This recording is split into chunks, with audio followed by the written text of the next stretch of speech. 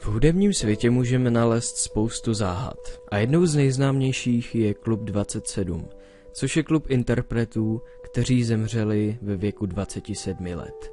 Já jsem Johnny Spark a dneska si ukážeme top 10 nejznámějších lidí z Klubu 27.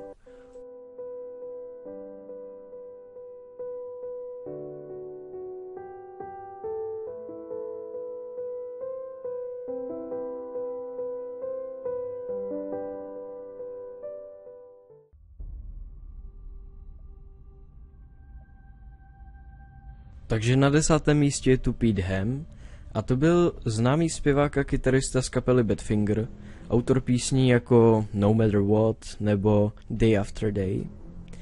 A kvůli finančním problémům a problémům s manažerem spáchal sebevraždu. Do posledního dopisu napsal: Stan Polly je bezduchý šmejd, vezmu ho sebou. It's called No Matter What. No matter what you are, I will always be with you. Doesn't matter what you do, girl. Ooh, girl, with you.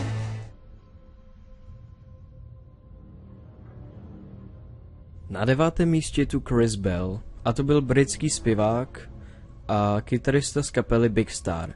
A inspiroval spoustu kapel, jako například R.E.M. a další. A tento člověk se zabil v autě. Na 8. místě je tu Ron McKernan, přezdívaný Pigpen. A to byl zpěvák z kapely Grateful Dead. A jeho experimentace s bluesovými prvky kapelu velice proslavila. Ale jeho problémy s alkoholem a drogami ho nakonec odrovnaly. Zemřel na vnitřní krvácení. Na 7. místě je tu Amy Winehouse, a to byla velice známá zpěvačka, se kterou jste se v mých videích mohli setkat, a zemřela v roce 2011 na předávkování. A je to zatím nejnovější členka Klubu 27. Na 6. místě je tu Brian Jones, a to byl zakládající člen kapely Rolling Stones, který byl později upozaděn Mickem Jaggerem a Keithem Richardsem. Měl velké problémy s drogami a příčinou jeho smrti bylo utopení v bazénu. Na 5. místě je tu Janis Joplin, a to byla velice známá zpěvačka z období 60.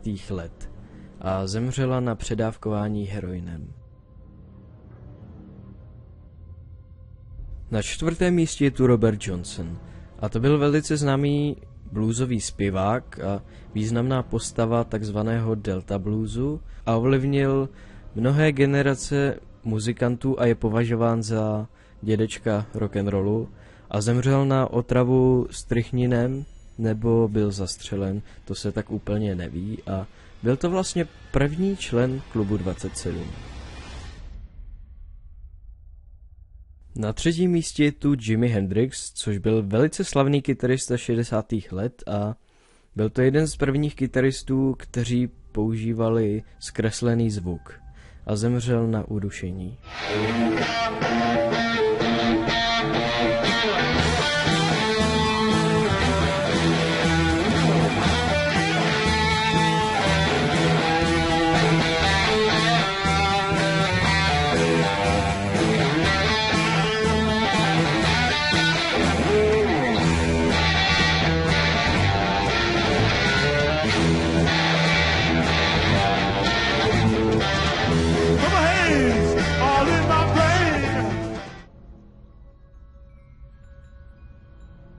Na 2. místě je tu Jim Morrison, a to byl velice slavný zpěvák 60. let.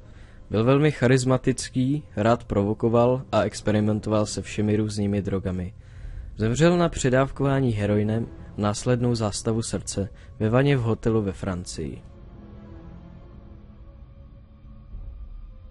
A na 1. místě je tu Kurt Cobain, což byl slavný zpěvák a kytarista a král grunge a 90. let, který celý život trpěl depresemi, bolestmi žaludku a jinými problémy. Byl závislý na heroinu a vše bylo znát na jeho hudbě. Spáchal sebevraždu střelou do hlavy a měl v sobě smrtelnou dávku heroinu.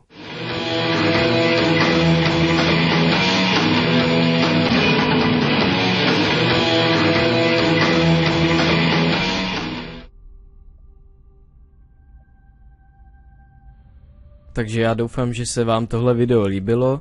Jinak se omlouvám za dlouhodobou neaktivitu, ale měl jsem teď hodně práce, i když vím, že je blbý se vymlouvat na práci, no, ale teď už to bude lepší. Pokud se vám video líbilo, tak dejte odběr nebo palec nahoru, a pokud se vám nelíbilo, tak klidně dejte dislike a napište do komentáře, co přesně se vám nelíbilo. A to je vše, co chci říct, tak se zatím mějte pěkně a čau.